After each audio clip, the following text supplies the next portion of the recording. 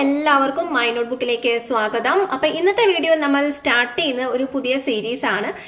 5th ക്ലാസ്സിൽ ഈ ഒരു സയൻസിൽ ഈ text book, first text book, second text book രണ്ടെണ്ണം ഉണ്ട്. അതിൽ വരുന്നത് ഇത്രയും പോർഷൻസ് ആണ്.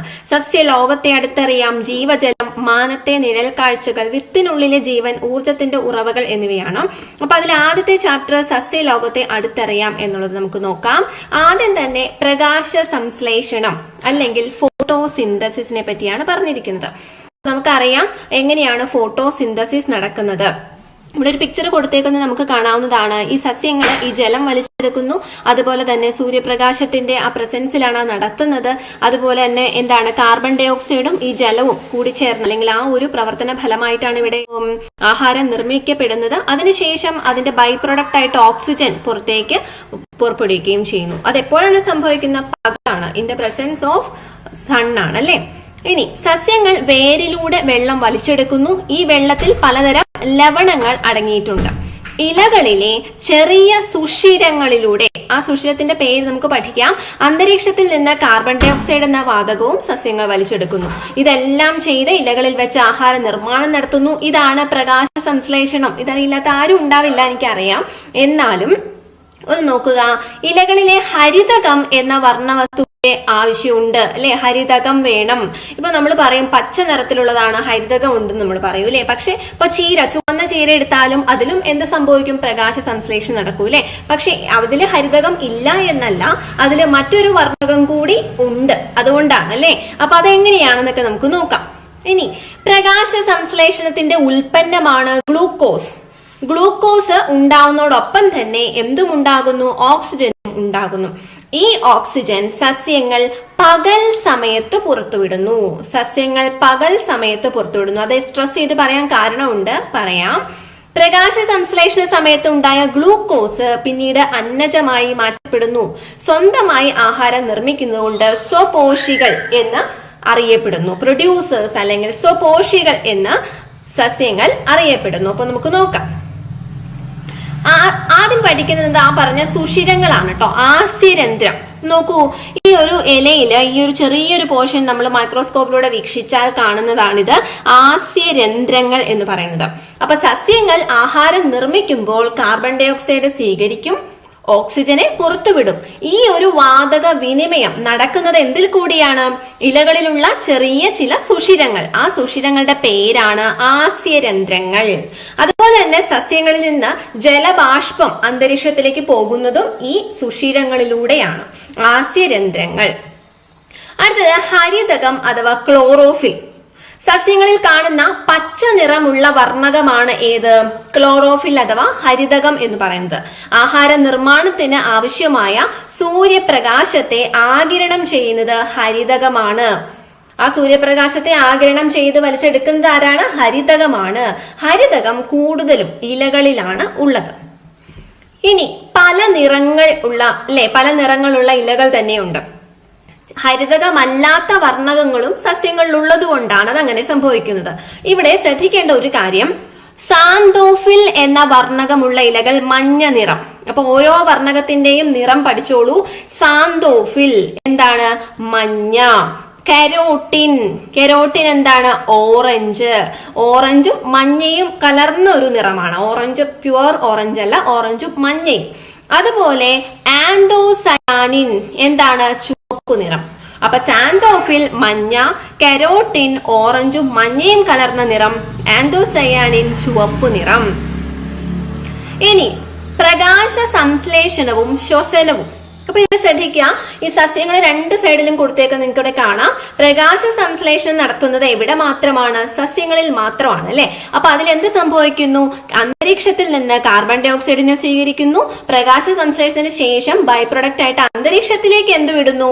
ഓക്സിജൻ അല്ലെ. ഇനി ശ്വസന പ്രക്രിയ എന്ന് പറയുന്നത് സസ്യങ്ങളും ശ്വസിക്കുന്നുണ്ട്, ജന്തുക്കളും ശ്വസിക്കുന്നുണ്ട് അല്ലെ. അപ്പൊ അതെല്ലാം ശ്വസിക്കാൻ വേണ്ടി അന്തരീക്ഷത്തിൽ നിന്ന് ഓക്സിജൻ എടുക്കുന്നു, കാർബൺ ഡൈ ഓക്സൈഡിനെ പുറന്തള്ളുന്നു. സസ്യങ്ങളാണെങ്കിലും ശ്വസിക്കുമ്പോൾ പുറത്തു വരുന്നത് എന്താണ്? കാർബൺ ഡൈ ഓക്സൈഡ് ആണ്. ഹരിത സസ്യങ്ങൾ പകൽ സമയത്ത് പ്രകാശ സംശ്ലേഷണം നടത്തുമ്പോൾ കാർബൺ ഡൈ ഓക്സൈഡ് സ്വീകരിക്കും, ഓക്സിജൻ പുറത്തുവിടും. രാത്രിയിൽ പ്രകാശ സംശ്ലേഷണം നടക്കുന്നില്ല, പ്രകാശം ഇല്ലല്ലോ, പ്രകാശ സംശ്ലേഷണം നടക്കാത്തതിനാൽ ഓക്സിജൻ പുറത്തു വിടുന്നില്ല. സസ്യങ്ങൾ ഉൾപ്പെടെ എല്ലാ ജീവികളും പകലും രാത്രിയും ശ്വസിക്കുന്നു. അപ്പോൾ ഓക്സിജൻ സ്വീകരിക്കുകയും കാർബൺ ഡൈ ഓക്സൈഡ് പുറത്തുവിടുകയും ചെയ്യുന്നു. ഒരു ക്വസ്റ്റ്യൻ ഇങ്ങനെ വന്നിട്ടുണ്ട്, അതായത് രാത്രിയിൽ സസ്യങ്ങൾ പുറത്തുവിടുന്ന ആ ഒരു വാതകം ഏതാണ്? പെട്ടെന്നൊരു കൺഫ്യൂഷൻ വരും. സസ്യങ്ങൾ പുറത്തുവിടുന്നത് ഓൾവേസ് എന്താണ് വരുന്നത്? ഓക്സിജൻ എന്നൊരു കോൺസെപ്റ്റ് ആണ് വരുന്നത്. അപ്പൊ അങ്ങനെ വിചാരിക്കരുത്.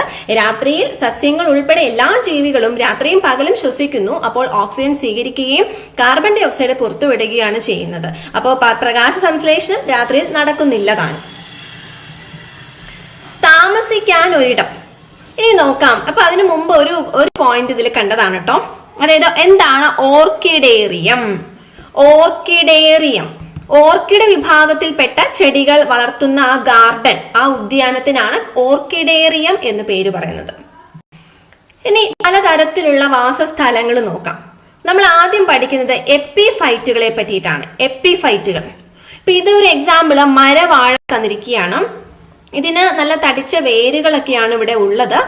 ആ വേരുകൾക്ക് എന്താ പ്രത്യേകത? ഇവിടെ വേരുകൾ ഞാൻ കൊടുത്തിട്ടില്ല, ഇവിടെ കുറച്ചൊക്കെ കാണായിരിക്കും. ആ വേരുകളുടെ പ്രത്യേകത എന്ന് പറഞ്ഞാൽ അവയ്ക്ക് അന്തരീക്ഷത്തിൽ നിന്ന് ഈർപ്പം വലിച്ചെടുക്കാൻ കഴിയും.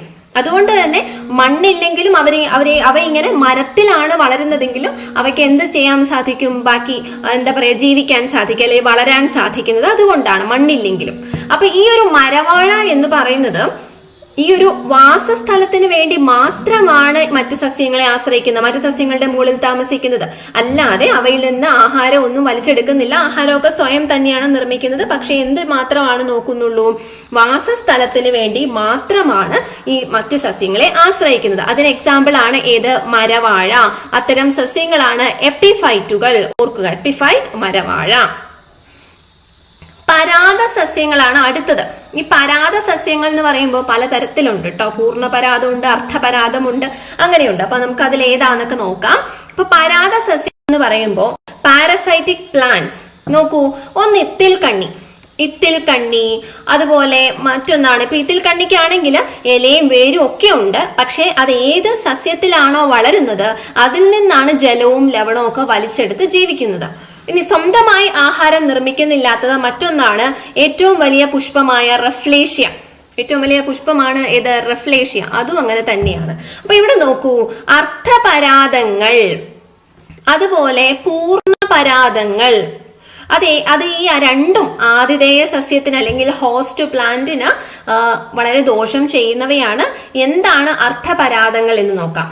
ഉദാഹരണം, ഇത്തിൽ കണ്ണി ആതിഥേയ സസ്യങ്ങളിൽ നിന്ന് ജലവും ലവണങ്ങളും വലിച്ചെടുത്ത് ഇലകളുടെ സഹായത്തോടെ സ്വന്തമായി ആഹാരം നിർമ്മിക്കുന്നു. ജലവും ലവണങ്ങളും വലിച്ചെടുക്കും, എന്നിട്ട് ഇലകളുടെ സഹായത്തോടെ സ്വന്തമായി ആഹാരം നിർമ്മിക്കുന്നു. അതാണ് എന്ത്? ഇത്തിൽ കണ്ണി. ആതിഥേയ സസ്യങ്ങൾ നിർമ്മിച്ച ആഹാരം നേരിട്ട് വലിച്ചെടുക്കുന്ന സസ്യങ്ങൾ. ആതിഥേയ സസ്യങ്ങൾ ആഹാരം നിർമ്മിച്ചു, അത് നേരിട്ട് വലിച്ചെടുക്കുന്ന സസ്യങ്ങളാണ് എന്ത്? പൂർണ്ണപരാതങ്ങൾ. അപ്പൊ അതൊന്നും തന്നെ ചെയ്യില്ല, മൊത്തം ഒരുമിച്ച് വലിച്ചെടുക്കുള്ളൂ അല്ലെ. അതിനാണ് മൂടില്ലാത്താളി എന്ന് പറയുന്നത്. മൂടില്ലാത്താളി. അർദ്ധപരാതങ്ങളായാലും പൂർണ്ണപരാതങ്ങളായാലും ആതിഥേയ സസ്യത്തിന് ദോഷമാണ്. അടുത്തത് ജീർണ അവശിഷ്ടങ്ങളിൽ നിന്നുണ്ടാവുന്ന ചില സസ്യങ്ങൾ നോക്കൂ. നിയോട്ടിയ, അതുപോലെ മോണോട്രോപ്പ. കൂണല്ല കേട്ടോ, മോണോട്രോപ്പ, നിയോട്ടിയ. കൂൺ ടൈപ്പ് ഇതിൽ വരും. നമുക്ക് നോക്കാം. ഈ ചിത്രത്തിലെ സസ്യങ്ങള് ജീർണ അവശിഷ്ടങ്ങളിൽ നിന്ന് പോഷകഘടകങ്ങൾ ആഗിരണം ചെയ്തു വളരുന്നവയാണ്. ഇവയെ ശവോപജീവികൾ. എന്താണ്? ശവോപജീവികൾ. ജീർണാവശിഷ്ടങ്ങളിൽ നിന്ന് ആ ഒരു പോഷകഘടകങ്ങൾ ആഗിരണം ചെയ്ത് ജീവിക്കുന്നതുകൊണ്ടാണ് ഇങ്ങനെ വിളിക്കുന്നത്. അതിന്റെ പേര് സാപ്രോഫൈറ്റ്സ് എന്ന് പറയുന്നു. ഇപ്പൊ റൊട്ടിയിലും അച്ചാറിലും ഒക്കെ ചില പൂപ്പലുകൾ വളരാറുണ്ടല്ലോ, ബ്രെഡിലൊക്കെ. അതൊക്കെ ശവോപജീവികളാണ്. ഈ പൂപ്പൽ എന്ന് പറയുന്നത് സസ്യവിഭാഗത്തിൽ പെടുന്നവയല്ല. അതൊരു സസ്യമായിട്ട് നമ്മൾ കൂട്ടുന്നില്ല. ഇനി പറയാൻ പോകുന്നത് ഈ ആശ്രയിച്ച് പടർന്നു കയറാനും ചുറ്റി കയറാനും ഒക്കെയുള്ള അങ്ങനെയുള്ള കുറച്ച് സസ്യങ്ങളെ പറ്റിയിട്ടാണ്. ഇവിടെ കുരുമുളക്, പടവലം, പാവൽ, മേന്തോന്നിയൊക്കെ കൊടുത്തിട്ടുണ്ട്. ആരോഹികളാണ് ആദ്യം പഠിക്കുന്നത്. ആരോഹികൾ ആരോഹണം, അവരോഹണം എന്ന് നമുക്കറിയാലോ, കേട്ടിട്ടുണ്ടാവും. അപ്പൊ ആരോഹികൾ എന്ന് പറഞ്ഞാൽ എന്താണ്? ക്ലൈംബേഴ്സ്. മറ്റ് ചെടികളിൽ പടർന്നു കയറുന്ന ദുർബല കാണ്ഡ സസ്യങ്ങളാണ് എന്ത്? ആരോഹികൾ. മറ്റ് ചെടികളിൽ പടർന്നു കയറുന്ന ദുർബല കാണ്ഡ സസ്യങ്ങളാണ് എന്ത്? ആരോഹികൾ എന്ന് പറയുന്നത്.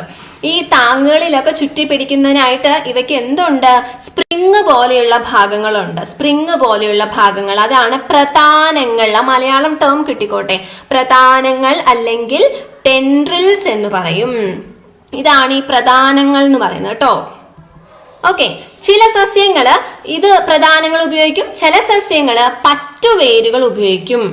പറ്റുവേരുകൾ ഉപയോഗിച്ചിട്ടാണ് ചെടികളിൽ പിടിച്ചു കയറുന്നത്. അങ്ങനെ വേരിങ്ങനെ പറ്റി പിടിച്ച് കയറുന്ന രീതിയിലുള്ളതാണ് ഉള്ളത്. അതൊക്കെ ഈ ഒരു ആരോഹികളിൽ പെടുന്നതാണ് കുരുമുളക്, പാവൽ, പടവലം എന്നിവയൊക്കെ. ഇനി ഇഴവള്ളികൾ, ആദ്യം നമ്മൾ എന്ത് പറഞ്ഞു? ക്ലൈംബേഴ്സ് അല്ലെങ്കിൽ ആരോഹികൾ. ഇതാണ് ഇഴവള്ളികൾ അല്ലെങ്കിൽ ക്രീപ്പേഴ്സ്. നിലത്ത് പടർന്നു വളരുന്ന ദുർബല കാണ്ഡ സസ്യങ്ങൾ ആണ് ഇഴവള്ളികൾ എന്ന് പറയുന്നത്. ദുർബല കാണ്ഡമുള്ള സസ്യങ്ങളാണ്. ഒന്ന് മധുരക്കിഴങ്ങ്, ഇവിടെ കൊടങ്ങൽ, സ്ട്രോബെറി, ഇതൊക്കെ എന്താണ്? ക്രീപ്പേഴ്സ് അല്ലെങ്കിൽ ഇഴവള്ളികളാണ്. ഇതില് പ്രധാനങ്ങളോ പറ്റുവേരുകളോ ഒന്നുമില്ല. അതുകൊണ്ട് അത് നിലത്താണ് പടർന്ന് വളരുന്നത്. അടുത്തത് വേരിലെ വൈവിധ്യമാണ്. ഇവിടെ നോക്കൂ, പേരാലിന്റെ വേര് കിടക്കുന്ന നോക്കൂ, അതുപോലെ ആറ്റ് കൈതയുടെ വേര് നോക്കൂ. താങ്ങ് വേരുകളും ഉണ്ട്, പൊയ്ക്കാൽ വേരുകളും ഉണ്ട്. താങ്ങ് വേരുകൾ എന്ന് പറഞ്ഞാൽ എന്താണ്? Prop Roots. അതുപോലെ എന്തുണ്ട്? സ്റ്റിൽറ്റ് റൂട്ട്സ് ഉണ്ട്. Prop Roots and stilt Roots ഉണ്ട്. ജലവും ലവണങ്ങളും വലിച്ചെടുക്കാൻ മാത്രമല്ല ചെടികളെ താങ്ങി നിർത്താനും വേരുകൾ പ്രയോജനപ്പെടും. ജലവും ലവണങ്ങളും വലിച്ചെടുക്കാൻ നമ്മൾ ആദ്യമേ പറഞ്ഞു. കൂടാതെ വലിയ മരങ്ങളല്ലേ, വലിയ മരങ്ങളായാലും ചെറുതായാലും അതിനെ താങ്ങി നിർത്താൻ, സപ്പോർട്ട് ചെയ്യാനും കൂടിയാണ് വേരുകൾ ഉള്ളത്. ഈ മണ്ണിന് മുകളിൽ കാണുന്ന ഇത്തരം വേരുകളാണ് എന്ത്? താങ്ങുവേരുകൾ അല്ലെങ്കിൽ പൊയ്ക്കാൽ വേരുകൾ. മണ്ണിന് മുകളിൽ കാണുന്ന വേരുകളാണ് എന്ത്? താങ്ങുവേരുകൾ അല്ലെങ്കിൽ പൊയ്ക്കാൽ വേരുകൾ. നോക്കൂ, പേരാലിൽ കാണുന്നത് എന്താണ്? താങ്ങുവേരുകളാണ്. പേരാലിൽ കാണുന്നത് താങ്ങുവേരുകളാണ്. എന്ന് വെച്ചാൽ മുകളിലെ ശിഖരങ്ങളിൽ നിന്ന് താഴേക്ക് വളരുന്നവയാണ് എന്ത്? താങ്ങുവേരുകൾ, പ്രോപ്പ് റൂട്ട്സ്. അതുപോലെ അടുത്തത് കൈതയിലെ വേരുകൾ. ഇവിടെ നോക്കൂ, ഈ കൈതയിലെ വേരുകൾ വരുന്നത് എവിടെ നിന്നാണ്? തണ്ടിൽ നിന്നാണ് വേരുകൾ താഴേക്ക് വരുന്നത്. ആ വേരുകളാണ് പൊയ്ക്കാൽ വേരുകൾ, സ്റ്റിൽറ്റ് റൂട്ട്സ് എന്ന് പറയുന്നത്. ആ വ്യത്യാസം മനസ്സിലാക്കുക. അപ്പൊ താങ്ങുവേര്, പൊയ്ക്കാൽ വേര്, എന്നിട്ട് ആ ഒരു ഓപ്ഷൻസിൽ ചോദിച്ചാൽ ഓർത്തിരിക്കുക. അടുത്തത് കണ്ടൽ ചെടി അല്ലെങ്കിൽ മാംഗ്രൂവ്സ്. കണ്ടൽ വനങ്ങൾ, മാംഗ്രൂവ് ഫോറസ്റ്റ്. ചതുപ്പ് നിലങ്ങളിൽ വളരുന്ന പ്രത്യേക സസ്യങ്ങളാണ് എന്ത്? കണ്ടൽ ചെടികൾ. ചതുപ്പു നിലങ്ങളിൽ വളരുന്ന പ്രത്യേക സസ്യങ്ങളാണ് കണ്ടൽ ചെടികൾ. ഇവിടെ വേരിന്റെ അറ്റം നോക്കൂ, ഇത് കണ്ടോ? ഈ വേരിന്റെ അറ്റമാണ് ഈ കാണുന്നത് കേട്ടോ. അന്തരീക്ഷത്തിലേക്ക് വളർന്നു നിൽക്കുന്നു. എന്തിനു വേണ്ടിയിട്ടാണിത്? വാതക വിനിമയത്തിന് വേണ്ടിയിട്ടാണ്. ഗ്യാസ് എക്സ്ചേഞ്ച്, അതിന് വേണ്ടിയിട്ടാണ് എന്തിന് ഉള്ളത്? ഈ വേരുകൾ ഇങ്ങനെ അന്തരീക്ഷത്തിലേക്ക് ഉയർന്നു നിൽക്കുന്നത് അല്ലെങ്കിൽ വളർന്നു നിൽക്കുന്നത്. ഇവയെ ശ്വസന വേരുകൾ അല്ലെങ്കിൽ ന്യൂമാറ്റോഫോഴ്സ് എന്ന് പറയുന്നു. ന്യൂമാറ്റോഫോഴ്സ് കാണുന്ന ഏതിലാണ്? കണ്ടൽ ചെടികളിലാണ്. വേരിലാണ് മരച്ചീനി ആഹാരം സംഭരിച്ചു വെക്കുന്നത്. ഇങ്ങനെ ആഹാരം സംഭരിച്ചു വെക്കുന്ന വേരുകൾ അതാണ് എന്ത്? സംഭരണ വേരുകൾ അഥവാ സ്റ്റോറേജ് റൂട്ട്സ്. അതായത് വേരിൽ സൂക്ഷിക്കുന്നു, വേരിൽ സംഭരിക്കുന്നതാണ് എന്ത്? സംഭരണ വേരുകൾ. എല്ലാ കിഴങ്ങുകളും പക്ഷേ സംഭരണ വേരുകളല്ല, എല്ലാം വേരുകളിൽ സൂക്ഷിക്കുന്നതല്ല. രൂപാന്തരം പ്രാപിച്ച കാണ്ഡമുണ്ട്, അതാണ് ഒരു എക്സാമ്പിൾ ഉരുളക്കിഴങ്ങ്. രൂപാന്തരം പ്രാപിച്ച കാണ്ഡമാണ് എന്ത്? ഉരുളക്കിഴങ്ങ്. അത് എക്സാമിന് ചോദിക്കാറുണ്ട്. മണ്ണിനടിയിൽ കാണുന്ന ഇത്തരം കാണ്ഡങ്ങൾ, ഉരുളക്കിഴങ്ങ് പോലുള്ള അത്തരം കാണ്ഡങ്ങളാണ് എന്ത്? അണ്ടർഗ്രൗണ്ട് സ്റ്റെംസ് അല്ലെങ്കിൽ ഭൂകാണ്ഡങ്ങൾ എന്നറിയപ്പെടുന്നത്. അപ്പൊ താഴെ പറഞ്ഞതിൽ ഭൂകാണ്ഡത്തിന് എക്സാമ്പിൾ ഏതാണ്? അതുപോലെ താഴെ പറഞ്ഞതിൽ സംഭരണ വേരിന് ഏതാണ് ഉദാഹരണം എന്നൊക്കെ ചോദിക്കാം.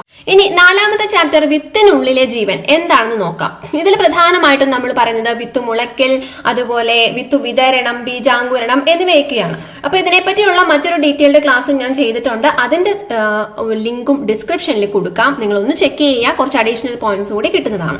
അപ്പൊ വിത്ത് മുളയ്ക്കാൻ എന്നുള്ള ആ ടോപ്പിക്കില് എന്താണ്, അല്ലെങ്കിൽ വിത്ത് മുളയ്ക്കുന്നതിന് വേണ്ട അനുകൂല സാഹചര്യങ്ങൾ എന്തൊക്കെയാണ്? ഒന്നാമത് വായു, ജലം, അനുകൂലമായ ടെമ്പറേച്ചർ അല്ലെങ്കിൽ താപനില എന്നിവയൊക്കെ ആവശ്യമാണ്. മുളച്ചു കഴിഞ്ഞ് വളരുന്നതിന് വേണ്ടിയിട്ട് എന്തൊക്കെ വേണം? സൂര്യപ്രകാശം, മണ്ണ് എന്നിവ വേണം. ഇനി എന്താണ് ബീജാങ്കുരണം അല്ലെങ്കിൽ ജെർമിനേഷൻ ഓഫ് സീഡ്സ്? ബീജാങ്കുരണം അല്ലെങ്കിൽ ജെർമിനേഷൻ ഓഫ് സീഡ്സ് അനുകൂല സാഹചര്യത്തിൽ ഒരു വിത്തിനകത്തുള്ള ഭ്രൂണം തൈച്ചെടിയായി വളരുന്ന ആ പ്രവർത്തനത്തിനാണ് വിത്തുമുളയ്ക്കൽ അല്ലെങ്കിൽ ബീജാങ്കുരണം എന്ന് പറയുന്നത്. ഈ വിത്തില് കുറെ സൂക്ഷ്മ ദ്വാരങ്ങളുണ്ട്. ആ ദ്വാരങ്ങളിലൂടെ ജലം ഉള്ളിലേക്ക് പ്രവേശിക്കും. അങ്ങനെ വിത്ത് കുതിർന്ന് അതിന്റെ പുറന്തോട് പൊട്ടുന്നു. അങ്ങനെ ഈ വിത്തിനുള്ളിൽ ഇപ്പൊ ആ സമയത്ത് തന്നെ ഇപ്പൊ വിത്തിനുള്ളിൽ ഭ്രൂണവും സാധാരണ എന്താണ്, ശ്വസിക്കുന്നുണ്ട്. അതും കൂടി ഒന്ന് ഓർത്തു വെക്കാം. വിത്ത് മുളയ്ക്കുമ്പോൾ ആദ്യം പുറത്തു വരുന്ന പാർട്ടാണ് റാഡിക്കിൾ അഥവാ ബീജമൂലം. റാഡിക്കിൾ അഥവാ ബീജമൂലം. ഇതിന്റെ പിക്ചർ ഞാൻ കാണിക്കാം. ബീജമൂലം മണ്ണിലേക്ക് വളർന്നാണ് വേരാകുന്നത്. മൂലം എന്ന് പറഞ്ഞത് വേര് എന്നുള്ള അർത്ഥത്തിൽ. ഭ്രൂണത്തിൽ നിന്ന് മുകളിലേക്ക് വളരുന്ന ഭാഗമാണ് ഏത്? ബീജശീർഷം അല്ലെങ്കിൽ പ്ലമ്യൂൾ എന്ന് പറയുന്നു. ബീജശീർഷം വളർന്ന് കാണ്ഡമായി മാറുന്നു. ഇല ആഹാരം നിർമ്മിക്കാൻ പാകമാകുന്നതുവരെ ഈ ബീജപത്രത്തിലെ ആഹാരം, അത് കഴിഞ്ഞിട്ടാണ് ബീജപത്രം എന്ന് പറയുന്നത് വരുന്നത്. ആ മുളച്ചു വരുമ്പോഴുള്ള ഒരു കൂമ്പ്, അതാണ് വരുന്നത് ബീജപത്രം. ഇല ആഹാരം നിർമ്മിക്കാൻ പാകമാകുന്നത് വരെ ബീജപത്രത്തിൽ ഉള്ള ആഹാരമാണ് മുളച്ചു വരുന്ന സസ്യം ഉപയോഗിക്കുന്നത്. അപ്പൊ ഇതിന്റെ പിക്ചർ കാണിക്കാം. നോക്കൂ, ഇപ്പൊ ഒരു വിത്ത് മുളച്ചു വന്നു. അപ്പൊ അത് വേരായിട്ട് താഴേക്ക് പോകുന്നു. അതാണ് ബീജമൂലം. അടുത്തത് നോക്കൂ, ബീജപത്രം എന്ന് പറയുന്നത് ഇതാണ് കാണ്ഡമായിട്ട് വരുന്ന ബീജപത്രം വരുന്നത്. അതുപോലെ ബീജശീർഷം, ബീജപത്രം എന്ന് പറഞ്ഞാൽ ഈ ഒരു കവറിങ് ഉണ്ടല്ലോ, ഈ ഇല എന്താണ് അതിന് കൊടുക്കാനായിട്ട് അല്ലെങ്കിൽ ആഹാരം പാകം ചെയ്യാൻ പാകപ്പെടുന്നത് വരെ ബീജപത്രത്തിലുള്ള ആ ഒരു ന്യൂട്രിയൻസ് ആണ് ഉപയോഗിക്കുക. അതുപോലെ തന്നെ ബീജശീർഷം എന്ന് പറഞ്ഞത് അതാണ് കാണ്ഡമായിട്ട് വരുന്നത് കേട്ടോ. ഇനി അടുത്തത് കായിക പ്രജനനം, വെജിറ്റേറ്റീവ് പ്രൊപ്പഗേഷൻ. കായിക പ്രജനനം എന്ന് വെച്ചാൽ എന്താണ്? സസ്യങ്ങളുടെ കായിക ഭാഗങ്ങളായ വേര്, തണ്ട്, ഇല മുതലായവയിൽ നിന്ന് പുതിയ ഒരു സസ്യം ഉണ്ടാകുന്നതാണ് എന്ത്? കായിക പ്രജനനം. സസ്യങ്ങളുടെ കായിക ഭാഗങ്ങളായ വേര്, തണ്ട്, ഇല മുതലായവയിൽ നിന്ന് പുതിയ സസ്യം ഉണ്ടാകുന്നവയാണ് എന്ത്? കായിക പ്രജനനം എന്ന് പറയുന്നത്. വിത്തുവിതരണം. എന്താണ് വിത്തുവിതരണം എന്ന് പറയുന്നത്? ഒരു സസ്യത്തിന്റെ വിത്തുകളെല്ലാം അതിന്റെ ചുവട്ടിൽ തന്നെ വീണു മുളയ്ക്കുവാണെങ്കിൽ എന്ത് സംഭവിക്കും? അവയ്ക്കെല്ലാം വളരുന്നതിന് ആവശ്യമായിട്ടുള്ള മണ്ണും വെള്ളവും സൂര്യപ്രകാശവും മിനറൽസ് അഥവാ ധാതു ലവണങ്ങളൊന്നും ലഭിക്കില്ല, അല്ലെ? അപ്പോ ഒരു സസ്യത്തിന്റെ വിത്തുകൾ അവിടെ തന്നെ വീഴരുത്, കുറച്ച് മാറി വീണാൽ മാത്രമാണ് അതിന് വേറൊരു സസ്യമായിട്ട് നന്നായി വളരാനായിട്ട് സാധിക്കുകയുള്ളൂ. അപ്പൊ അതിനാൽ വിത്തുകൾ പല ഭാഗങ്ങളിലായിട്ട് വിതരണം ചെയ്യപ്പെടേണ്ടതുണ്ട്. അതാണ് വിത്തുവിതരണം അല്ലെങ്കിൽ ഡിസ്പേഴ്സൽ ഓഫ് സീഡ്സ് എന്ന് പറയുന്നത്. ഓക്കെ, അപ്പൊ നമുക്ക് നോക്കാം അതിന് എക്സാമ്പിൾസ്. ഇവിടെ നിങ്ങൾക്ക് കാണാം മഹാഗണിയുടെ വിത്ത്, വെണ്ട, അതുപോലെ കാശിത്തുമ്പ, അല്ലെ, ബോൾസ് എന്നൊക്കെ പറയാറുള്ള കാശിത്തുമ്പ, അത്തിപ്പഴം, ദെൻ തെങ്ങ്. അതിന്റെയൊക്കെ എങ്ങനെയാണ് വിത്തു വിതരണം നടക്കുന്നത്? തെങ്ങിന്റെ ഉണ്ടോ വെള്ളത്തിലൂടെ ഒഴുകി, അങ്ങനെയാണ് വിത്തു വിതരണം ഒരു സ്ഥലത്ത് നിന്ന് മറ്റൊരു സ്ഥലത്തേക്ക് പോകുന്നത്. അതുപോലെ വെണ്ടയുടെ ആണെങ്കിൽ എന്താ വരുന്നത്? പൊട്ടിത്തെറിച്ചാണ് വരുന്നത്. അതുപോലെ തന്നെ കാശിത്തുമ്പയുടെ ആണെങ്കിലും പൊട്ടിത്തെറിച്ചാണ്. മഹാഗണി ആണെങ്കിൽ വായുവിലൂടെയാണ്. അത്തിപ്പഴം തിന്നുന്ന പക്ഷി തിന്ന് അത് കാഷ്ടിച്ചു കഴിയുമ്പോഴാണ് ആ ഒരു വിത്ത് എന്ത് ചെയ്യുന്നത്? മുളയ്ക്കുന്നത്, അല്ലെ? വിത്ത് വിതരണത്തിന്റെ രീതി നോക്കൂ. സസ്യങ്ങളും കാറ്റു വഴിയുള്ള ഒരു എക്സാമ്പിൾ അപ്പൂപ്പൻ താടി, മറ്റൊന്ന് മഹാഗണി. ഇതിന്റെയും ക്ലാസ് ചെയ്തിട്ടുണ്ട് കേട്ടോ. അപ്പൊ ഞാനത് ലിങ്ക് ഡിസ്ക്രിപ്ഷനിൽ ഇടാം. ജലം വഴിയുള്ളത് തെങ്ങ്, ജന്തുക്കൾ വഴിയുള്ളതിന് എക്സാമ്പിൾ ആണ് ആൽമരം, പ്ലാവ്, പേര, അസ്ത്രപ്പുല്ല്. അതായത് ഈ ഒരു ജന്തുക്കളുടെ മേത്തും ഈ പശുവൊക്കെ പുല്ല് തിന്നുമ്പോഴൊക്കെ എന്താണ് അവരുടെ മേത്തൊക്കെ പറ്റി പിടിക്കും, അല്ലെ? അവരുടെ ദേഹത്ത് പറ്റി പിടിക്കും. അതുപോലെ നമ്മൾ നടക്കുമ്പോഴും എന്താണ് നമ്മളുടെ വസ്ത്രത്തിലൊക്കെ പറ്റി പിടിക്കുന്നതാണ് ഈ അസ്ത്രപ്പുല്ലൊക്കെ. അസ്ത്രപ്പുല്ല് അല്ലെങ്കിൽ ചെറിയ ചെറിയ അങ്ങനത്തെ ചില വിത്തുകളൊക്കെ പറ്റി പിടിക്കുന്നുണ്ട്. അപ്പൊ അങ്ങനെ അത് ഒരു സ്ഥലത്ത് നിന്ന് മറ്റൊരു സ്ഥലത്തേക്ക് പോകും, അല്ലെ?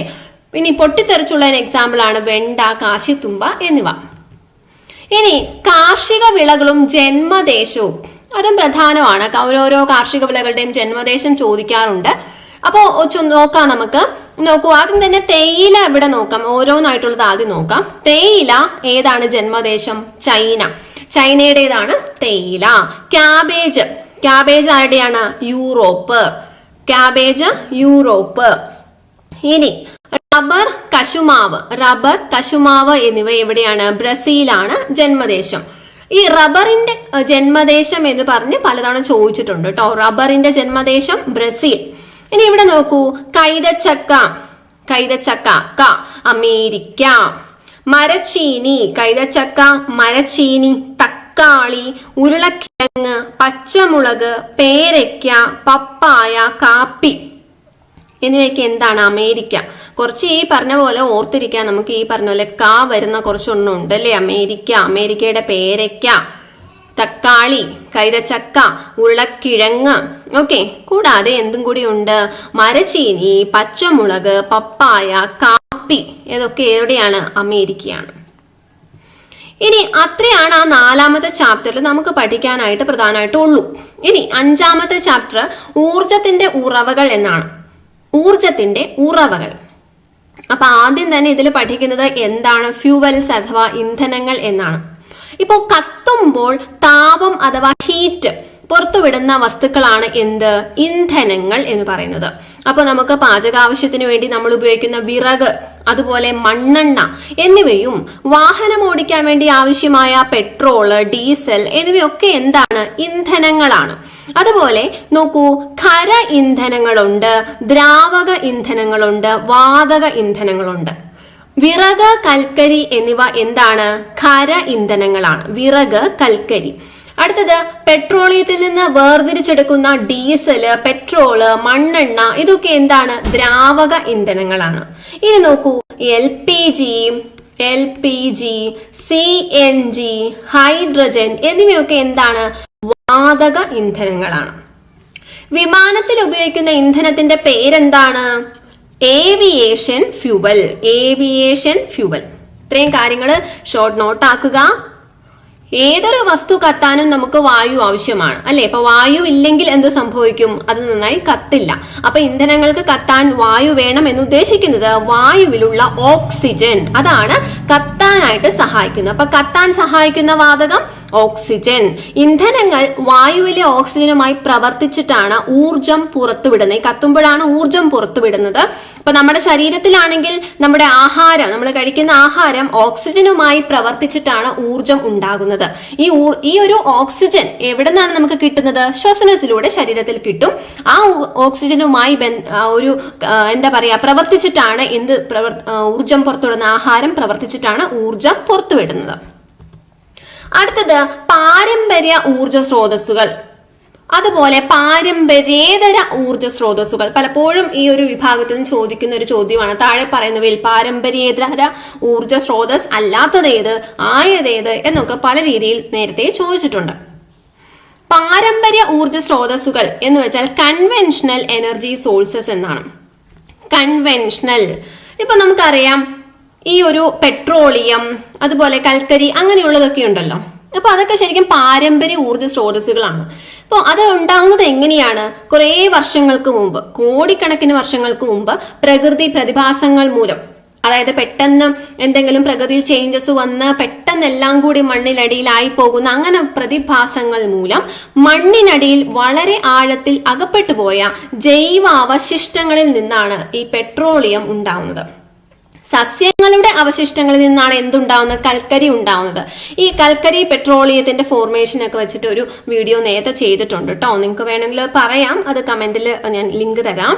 അപ്പോൾ സസ്യങ്ങളുടെ അവശിഷ്ടങ്ങളിൽ നിന്ന് ഉണ്ടാകുന്നത് കൽക്കരി, ജൈവ അവശിഷ്ടങ്ങളിൽ നിന്ന് ഉണ്ടാകുന്നത് പെട്രോളിയം. അത് പ്രത്യേകം നോട്ട് ചെയ്യുക ഡിഫറൻസ്. ഇവയെ രണ്ടിനെയും ഫോസിൽ ഇന്ധനങ്ങൾ എന്നാണ് നമ്മൾ പറയുന്നത്. ഇപ്പൊ ഈ തരത്തിലുള്ള ഫോസിൽ ഇന്ധനങ്ങളുടെ പ്രത്യേകത, ഇവ ഉപയോഗിച്ച് തീർന്നു കഴിഞ്ഞാൽ, കാരണം ഇത് പണ്ട് ഇങ്ങനെ കിടന്നതിൽ നിന്നാണ് നമുക്ക് ഇപ്പോഴും എടുത്തുകൊണ്ടിരിക്കുന്നത് അല്ലെ. അപ്പോൾ ഇത് വീണ്ടും വീണ്ടും നമ്മൾ ഉപയോഗിച്ച് തീർന്നു കഴിഞ്ഞാൽ പുനഃസ്ഥാപിക്കാൻ നമുക്ക് കഴിയില്ല. അത് നമുക്ക് റീസ്റ്റോർ ചെയ്യാനോ പിന്നീട് ക്രിയേറ്റ് ചെയ്തെടുക്കാനോ കഴിയില്ല. അതുകൊണ്ട് ഇവയെ പാരമ്പര്യ ഇന്ധനങ്ങൾ എന്നും അറിയപ്പെടുന്നുണ്ട്. പാരമ്പര്യ ഇന്ധനങ്ങൾ ഉപയോഗം നിയന്ത്രിച്ചില്ലെങ്കിൽ ഭാവിയിൽ ഇവ തീർന്നു പോകും. പെട്രോളിയം ഏറ്റവും കൂടുതൽ ഉപയോഗിക്കുന്ന എന്തിനാണ്? പെട്രോള്, ഡീസല്, മണ്ണെണ്ണ, ടാർ, LPG എന്നിവയൊക്കെ ഉൽപ്പാദിപ്പിക്കാനാണ്. കൂടാതെ ഈ പെട്രോളിയത്തിൽ നിന്ന് തന്നെ കീടനാശിനികൾ, പ്ലാസ്റ്റിക്, ഔഷധങ്ങൾ തുടങ്ങി ഒട്ടേറെ ഉൽപ്പന്നങ്ങളുടെ നിർമ്മാണത്തിനും ഉപയോഗിക്കുന്നുണ്ട്. ഇനി പാരമ്പര്യേതര ഊർജ സ്രോതസ്സുകൾ, നോൺ കൺവെൻഷണൽ എനർജി സോഴ്സസ് ആണ് അടുത്ത ഒരു കേസ്. അപ്പൊ നോക്കൂ, ഒന്ന് സൗരോർജം, കാറ്റ്, തിരമാല എന്നിവ എത്ര ഉപയോഗിച്ചാലും തീർന്നു പോകാത്ത ഊർജ സ്രോതസ്സുകളാണ്. ഇവയെ പാരമ്പര്യേതര ഊർജ സ്രോതസ്സുകൾ എന്ന് പറയുന്നു. സൗരോർജം, കാറ്റ്, തിരമാല എന്നിവയൊക്കെ എന്താണ്? എത്രമാത്രം ഉപയോഗിച്ചാലും തീർന്നു പോകുന്നില്ല അല്ലെ? ഫോസിൽ ഇന്ധനങ്ങൾ പോലെയല്ല. ഇവയാണ് പാരമ്പര്യേതര ഊർജ സ്രോതസ്സുകൾ. അപ്പൊ എക്സാമിന് ചോദിക്കുമ്പോൾ ഒരു കാര്യം ശ്രദ്ധിക്കണം. താഴെ പറയുന്നവയിൽ പാരമ്പര്യേതര ഊർജ സ്രോതസ് ഏത്, അല്ലെങ്കിൽ പാരമ്പര്യേതര ഊർജ സ്രോതസ് അല്ലാത്തത് ഏത് എന്നും ചോദിക്കും. അപ്പൊ ഏതാണ് ക്വസ്റ്റ്യൻ എന്ന് മനസ്സിലാക്കിയിട്ട് മാത്രം ആൻസർ ചെയ്യുക. ഇനി അടുത്ത ഒരു കാര്യം കൂടി പറയാം. നമ്മളിപ്പോ പറഞ്ഞതില്ല, ഫോസിൽ ഇന്ധനങ്ങളുടെ കാര്യം പറഞ്ഞല്ലോ, അതുപോലെ തന്നെയാണ് വിറകും അല്ലെ? വിറക് എന്ന് പറയുന്നതും ഒരു പാരമ്പര്യ ഊർജ്ജ സ്രോതസ് തന്നെയാണ്. അതും ഈ പറഞ്ഞ മരങ്ങളെല്ലാം വെട്ടി നശിപ്പിച്ചു കഴിഞ്ഞാൽ പിന്നെ അത് ഉണ്ടാവില്ല അല്ലെ? അപ്പൊ അതാണ്, അത് ഓൾറെഡി ഉള്ളത് ഉണ്ടാവില്ല കൂടുതൽ വെച്ച് പിടിപ്പിച്ചില്ലെങ്കിൽ. വിറക് ഒരു പാരമ്പര്യ ഊർജ്ജ സ്രോതസ്സാണ്. അപ്പൊ അതിന് എങ്ങാനും ചോദിച്ചാലും ഓർത്തു വെക്കുക, കൺഫ്യൂഷൻ വേണ്ട. പിന്നെ ഒരു കാര്യം, ഈ വിറകിനകത്താണെങ്കിൽ അതൊരു ഊർജ്ജ സ്രോതസ്സാണെന്ന് പറഞ്ഞു. അത് കത്തുമ്പോൾ ഉണ്ടാവുന്ന കരി, വാതകങ്ങൾ, കാർബൺ ഡൈ ഓക്സൈഡ് ഒക്കെ അന്തരീക്ഷ മലിനീകരണത്തിന് കാരണമാകും. വിറക് അമിതമായിട്ട് നമ്മൾ ഉപയോഗിക്കുകയാണെങ്കിൽ, അതിനെ ഡിപ്പെൻഡ് ചെയ്യുവാണെങ്കിൽ എന്ത് സംഭവിക്കും? ഇപ്പൊ നമ്മൾ വേറെ ഇന്ധനങ്ങളൊന്നും ഉപയോഗിക്കുന്നില്ല, വിറക് തന്നെ ഉപയോഗിക്കാം എന്ന് വിചാരിച്ച് എന്ത് സംഭവിക്കും? വനനശീകരണത്തിന് അത് ഇടയാക്കുന്നു. ഇന്ധനങ്ങളുടെ ഉപയോഗം എല്ലാ ദിവസവും കൂടി തന്നെയാണ് വരുന്നത്, നമുക്കറിയാം. അപ്പൊ ഈ കൽക്കരിയും പെട്രോളിയം എന്നീ ഇന്ധനങ്ങളുടെ ഉപയോഗമൊക്കെ നിയന്ത്രിക്കണം.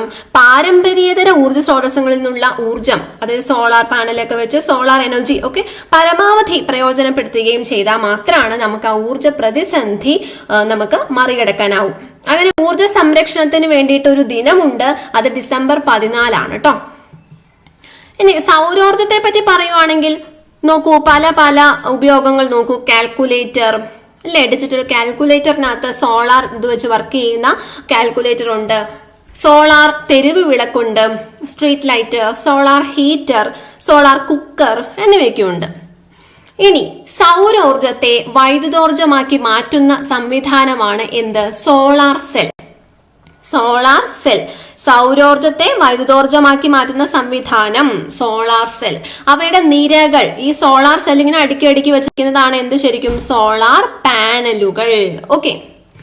ഇനി കാറ്റിൽ നിന്ന് ഊർജം. ഇപ്പൊ സൂര്യന്റെ എനർജി പറഞ്ഞു, അടുത്തതാണ് എന്ത്? കാറ്റിൽ നിന്ന്. അപ്പൊ വലിയ കാറ്റാടി യന്ത്രങ്ങളൊക്കെ വെച്ചിട്ട് ആ ഒരു കാറ്റിന്റെ ശക്തി കൊണ്ട് നമ്മൾ എന്ത് കറക്കും? ജനറേറ്റർ കറക്കും. അങ്ങനെയാണ് ആ ജനറേറ്റർ പ്രവർത്തിപ്പിച്ചാണ് വൈദ്യുതി ഉണ്ടാക്കുന്നത്. ഇപ്പൊ നമുക്ക് അറിയാം, ഒരു ജലവൈദ്യുത പദ്ധതി, ഇടുക്കി ജലവൈദ്യുത പവർ സ്റ്റേഷൻ ആണെങ്കിൽ എന്താണ് ശരിക്കും സംഭവിക്കുന്നത്?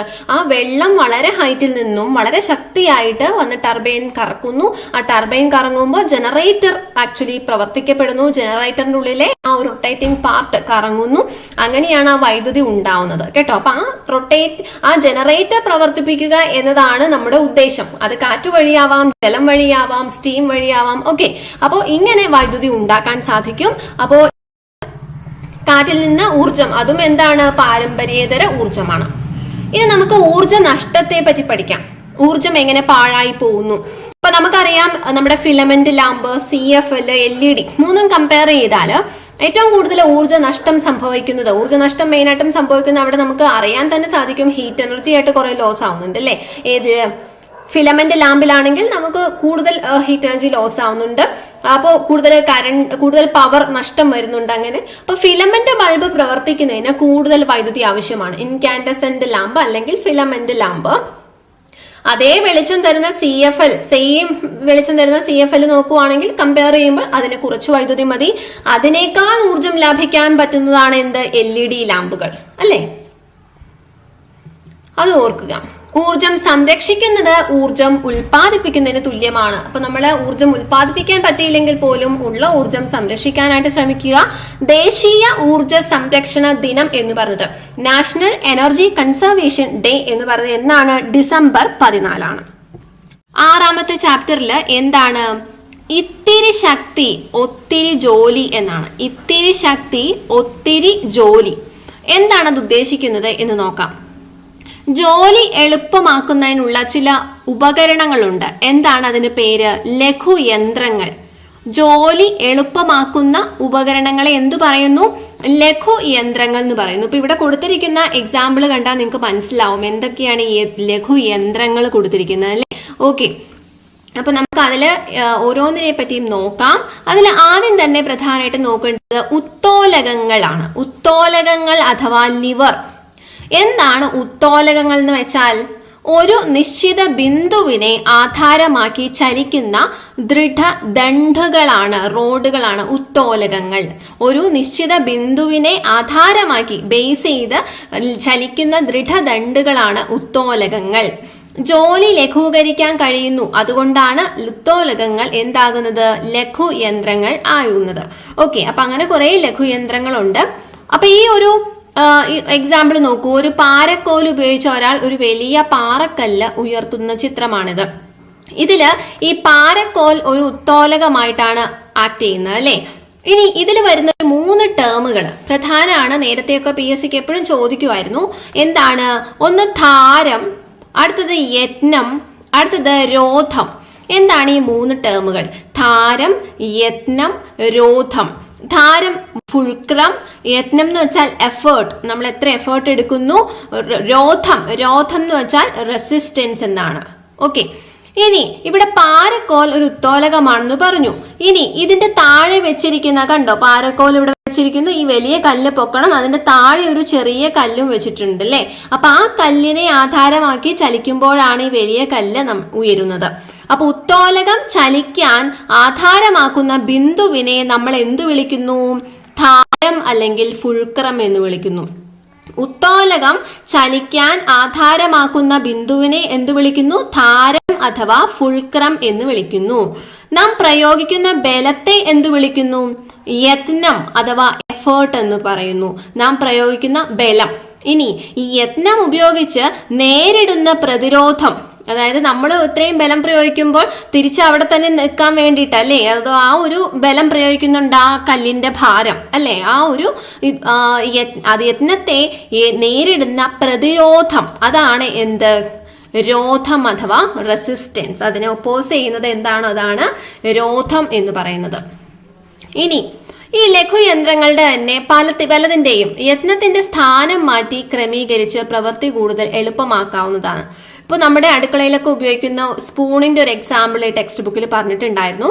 ആ സ്പൂൺ തന്നെ നമുക്കൊരു സാധാരണ ഒരു സ്പൂൺ എന്ന് പറഞ്ഞാൽ അതിനുവേണ്ടി സാധാരണ നമ്മുടെ അടുക്കളയിലുള്ള ഒരു സാധനമാണ്. അപ്പൊ അത് ഈ ഉത്തോലകമായിട്ട് ഉപയോഗിക്കാം. ഒരു ടിന്നിന്റെ അടപ്പ് തുറക്കാനൊക്കെ സ്പൂൺ വെച്ചിട്ടൊക്കെ അങ്ങനെ നമ്മൾ ചെയ്യാറുണ്ട്. ആ സമയത്ത് അതൊരു ലഘുയന്ത്രമായി പ്രവർത്തിക്കുന്നു. ഇനി വെള്ളം കോരാൻ ലഘുയന്ത്രം എന്താണ് ഉദ്ദേശിച്ചത്? നോക്കൂ, കപ്പി കണ്ടോ. ഈ 2 രീതിയിലും നോക്കിക്കേ. അപ്പൊ ആ ഡയറക്ഷൻ നമ്മൾ ആ ഒരു എന്താണ് ആ ബലം അപ്ലൈ ചെയ്യുന്ന അല്ലെങ്കിൽ ആ ബലം പ്രയോഗിക്കുന്ന ആ ഒരു ദിശയ്ക്ക് വ്യത്യാസമുണ്ട് ഈ 2 രീതിയിലും. അപ്പൊ അതിൽ ഏത് രീതിയാണ് കുറച്ചും കൂടി നമുക്ക് എളുപ്പമായത് അല്ലെങ്കിൽ എഫേർട്ട് കുറഞ്ഞത് ഏതാണ്? ഈ ഒരു കപ്പി ഉപയോഗിക്കുന്നതാണ് അല്ലെ. അപ്പൊ അതാണ് വെള്ളം കോരാനുള്ള ആ ഒരു യത്നത്തെ കുറച്ച് ലഘൂകരിക്കുന്ന ലഘുയന്ത്രം കപ്പി. ഇനി അടുത്ത ഒന്ന് നോക്കൂ, വീൽ ബാരോ. ഇപ്പൊ ഈ കപ്പി, ചക്രം, അതുപോലെ ചക്രവും ദണ്ടും ഒക്കെ നമുക്ക് ഇനി പഠിക്കണം. അപ്പൊ അതില് എന്താണ് വീൽ ബാരോ? ഇതാണ് വീൽ ബാരോ എന്ന് പറയുന്നത്. ഇപ്പൊ ഒരു ദണ്ടിനെ ആധാരമാക്കിയിട്ടാണ് ഈ വീൽ ബാരോ തിരിയുന്നത്, വീൽ ബാരോയുടെ ചക്രം തിരിയുന്നത്. അപ്പൊ ഇത് വലിയ ഭാരമൊക്കെ ഒരു സ്ഥലത്ത് നിന്ന് മറ്റൊരു സ്ഥലത്തേക്ക് കൊണ്ടുപോകാൻ വേണ്ടിയിട്ട് സഹായിക്കുന്ന സാധനമാണ് എന്ത്? വീൽ ബാരോ എന്ന് പറയുന്നത്. ഇനി ഇതുപോലെ തന്നെ നമുക്കറിയാം, ഇതുപോലെ വലിക്കുന്ന വണ്ടി ഇല്ലേ, കൈവണ്ടിയുണ്ട്. ഇതില് 2 ചക്രങ്ങളുണ്ട്. ഈ 2 ചക്രങ്ങളെ തമ്മിൽ കണക്ട് ചെയ്തുകൊണ്ട് ഇവിടെ എന്തുണ്ടാവും? അവിടെ അതിനെ രണ്ടിനെയും കണക്ട് ചെയ്തുകൊണ്ട് ഒരു ദണ്ടുണ്ട്. അതാണ് ആക്സിൽ. വീൽ ആൻഡ് ആക്സിൽ, ചക്രവും ദണ്ടും. ഈ ദണ്ടും ചക്രവും ചേർന്ന സംവിധാനമാണ് കൈവണ്ടിയെ എന്ത് സഹായിക്കുന്നത്? ഈ ഭാരം വഹിച്ചുകൊണ്ട് പോകാൻ എളുപ്പം കൊടുക്കുന്നത് അല്ലെ, സഹായകമാകുന്നത്. മറ്റൊരു കാര്യം, ഈ ഒരു ജോലികൾ എളുപ്പമാക്കാൻ സഹായിക്കുന്ന മറ്റൊരു കാര്യമാണ് ചെരിവുതലം ഉപയോഗിക്കുക. ചെരിവുതലം അല്ലെങ്കിൽ ഇൻക്ലൈൻഡ് പ്ലെയിൻ. നോക്കൂ, ഭാരമേറിയ തടികൾ, ഇതാണ് ഭാരമേറിയ തടി. ഇത് ഈ ഒരു തടികള് ലോറിയിൽ കയറ്റാൻ തൊഴിലാളികൾ ചെയ്യുന്ന ഒരു എളുപ്പ വഴി കണ്ടോ? അതായത് ചില തടികൾ ഇവിടെ ചെരിച്ചു വെച്ചിട്ടുണ്ട്, ആ ചെരിച്ചു വെച്ച തടികളിലൂടെ ഉരുട്ടി കയറ്റും അല്ലെ. അപ്പൊ ഇതിന് ഈ ചെരിച്ചു വെച്ച തടികളാണ് ഇവിടെ ജോലി എളുപ്പമാക്കുന്നത്. അപ്പൊ ഇങ്ങനെ ചെരിവു തലം നമുക്ക് കുറച്ചും കൂടി എളുപ്പമാക്കും ജോലി അല്ലെ, വലിച്ചു കയറ്റുന്നതിന് എളുപ്പം ഉണ്ടാക്കും. മരപ്പണിക്കാർ ഉപയോഗപ്പെടുത്തുന്ന ആപ്പ്, അതും ഒരു ചെരിവു തലത്തിന്റെ ഭേദമാണ്.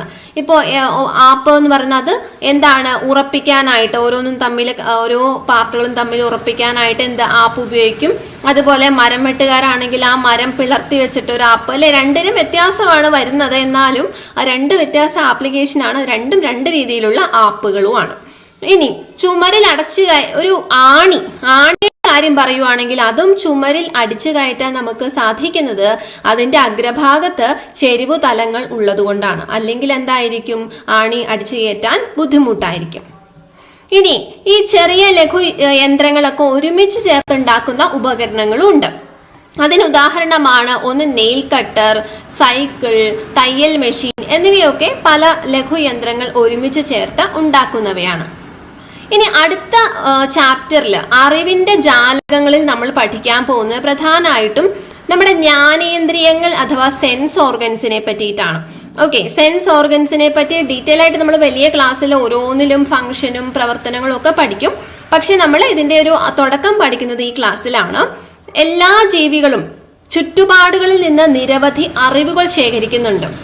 അപ്പൊ നമുക്ക് പ്രധാനമായിട്ടും കണ്ണുകൊണ്ട് കാഴ്ച, അതുപോലെ കേൾവി ചെവി കൊണ്ട്, അങ്ങനെ സ്പർശനം കൊണ്ട്, അങ്ങനെ പല രീതിയിലാണ് നമ്മൾ കാര്യങ്ങൾ അറിയുന്നത്. അപ്പൊ അതെങ്ങനെയൊക്കെ അറിയുന്നു എന്ന് നമുക്ക് പഠിക്കാം. നോക്കൂ, ഇര തേടാനും ഇണയെ കണ്ടെത്താനും ശത്രുക്കളിൽ നിന്ന് രക്ഷപ്പെടാനും ഒക്കെ, ചുറ്റുപാടിലെ മാറ്റങ്ങൾ തിരിച്ചറിയാനും ഒക്കെ ഈ അറിവുകൾ പ്രയോജനപ്പെടുത്തുന്നു.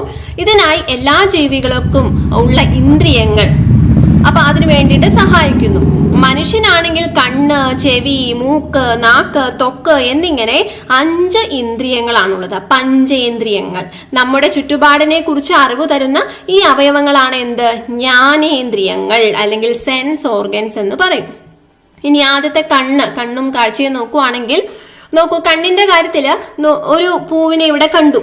അപ്പൊ അതിന്റെ ആ പ്രതിബിംബം ശരിക്കും എവിടെയാണ് ക്രിയേറ്റ് ചെയ്യുന്നത്, റെറ്റിനയിലാണ്. റെറ്റിനയിൽ എങ്ങനെയാന്ന് നോക്കൂ, തല കീഴെയാണ് ഇവിടെ ഈ ഒരു പ്രതിബിംബം ഉണ്ടാവുന്നത് അല്ലെ. അപ്പൊ റെറ്റിന എന്ന സ്ക്രീനിലാണ് പ്രതിബിംബം തല കീഴായി പതിയുക.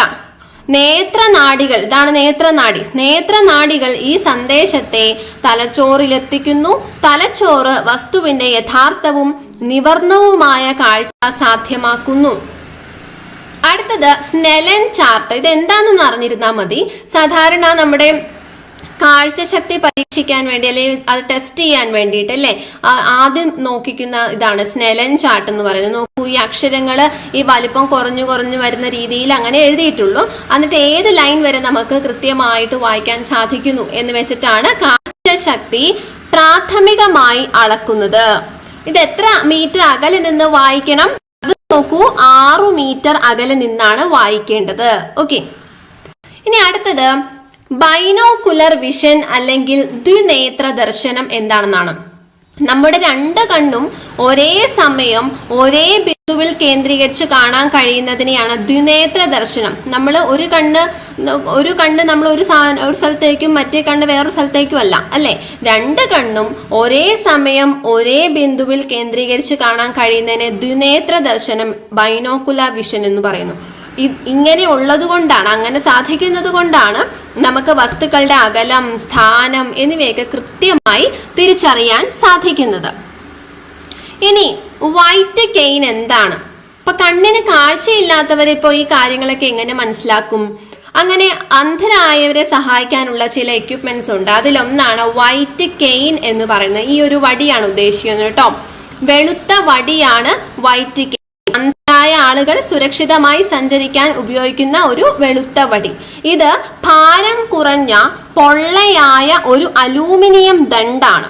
വടിയുടെ അടിയിൽ പിടിപ്പിച്ചിരിക്കുന്ന ഒരു ലോഹഭാഗം വസ്തുക്കൾ തട്ടി ഉണ്ടാക്കുന്ന ശബ്ദത്തിൽ നിന്ന് വഴിയിലെ തടസ്സം തിരിച്ചറിയാൻ കഴിയും. ഈ വൈറ്റ് കെയിൻ ഉപയോഗിക്കുന്നത് വഴി അന്ധരെ മറ്റുള്ളവർക്ക് തിരിച്ചറിയാനും അവരെ സഹായിക്കാൻ സാധിക്കുകയും ചെയ്യും. ഇനി അന്ധരെ സഹായിക്കാൻ ഉപയോഗിക്കുന്ന മറ്റ് സംവിധാനങ്ങൾ എന്താണ്? ഒന്ന് ബ്രെയിൽ ലിപി, അടുത്തത് ടാക്ടൈൽ വാച്ച്, ടോക്കിംഗ് വാച്ച് എന്നിവയൊക്കെ ഉണ്ട്. ബ്രെയിൽ ലിപിയെ പറ്റി എന്താണ് പറയാനുള്ളത്? ആളുകൾ എഴുതാനും വായിക്കാനും ഉപയോഗിക്കുന്ന ലിപി സമ്പ്രദായം ബ്രെയിൽ ലിപി. കട്ടിയുള്ള കടലാസിൽ, ഇത് കണ്ടോ, കട്ടിയുള്ള കടലാസിൽ തൊട്ടറിയാൻ കഴിയും വിധം ഉയർന്നു നിൽക്കുന്ന കുത്തുകൾ വഴിയാണ് അക്ഷരങ്ങൾ എഴുതുന്നത്. ഫ്രഞ്ചുകാരൻ ലൂയിസ് ബ്രെയിൽ ആണ് ഈ അതുകൊണ്ട് അറിയപ്പെടുന്നത്. ഇനി നമുക്ക് മറ്റു ചില ജീവികളുടെ കാഴ്ചയുടെ കാര്യം നോക്കാം. നോക്കൂ, മരയോന്ത് കാര്യത്തില് മറ്റു അവയ്ക്ക് ഒരേ സമയം ചലിപ്പിച്ച് കാഴ്ചകൾ ഒരേ സമയം കഴിയും. ഏതിന്? മരയോന്തിന്. ഇനി മൂങ്ങയ്ക്ക് ഭാഗത്തായി വലിയ 2 കണ്ണുകളാണ് ഉള്ളത്. തല പിറകോട്ട് തിരിച്ച് പിറകിലെ കാഴ്ച കാണാനും ഇവയ്ക്ക് കഴിയും. തല നേരെ പുറകോട്ട് തിരിക്കാനും സാധിക്കും മൂങ്ങയ്ക്ക്. ഇനി പൂച്ചയുടെ കൃഷ്ണ ചുരുങ്ങി വിശ്വപ്പെടുന്നു. കാരണം അവയ്ക്ക് നേരിയ പ്രകാശത്തെ പോലും ഉപയോഗപ്പെടുത്താനുള്ള കഴിവുണ്ട്. മങ്ങിയ പ്രകാശത്തിലും ഇവയ്ക്ക് കാണാൻ കഴിയുന്നു. ഏതിനാണ്? പൂച്ചയ്ക്ക്. ഇനി അടുത്ത കേൾവിയെ പറ്റിയിട്ടാണ് കേട്ടോ. അപ്പൊ കേൾവി എന്ന് പറയുമ്പോൾ ചെവി എന്ന് പറഞ്ഞാലും നമ്മൾ എപ്പോഴും കാണുന്നത് ചെവിയുടെ പുറമേയുള്ള ഏത് ഭാഗമാണ്? ചെവി കൂടെ മാത്രമാണ്. ശബ്ദത്തെ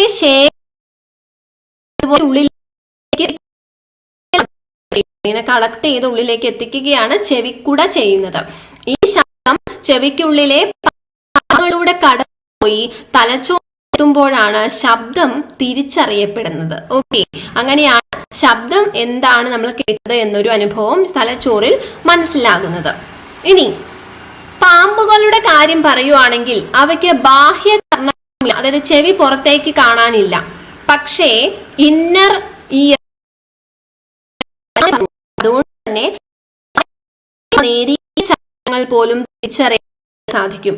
പാമ്പുകൾക്ക് ശബ്ദം കേൾക്കാൻ കഴിയില്ലെങ്കിലും പ്രതലങ്ങളിലൂടെ വരുന്ന ശബ്ദം തിരിച്ചറിയാൻ കഴിയുന്നു. ഇനി അടുത്തത് മണം പിടിക്കൽ, മൂക്ക്, അതാണ് ഉദ്ദേശിക്കുന്നത്.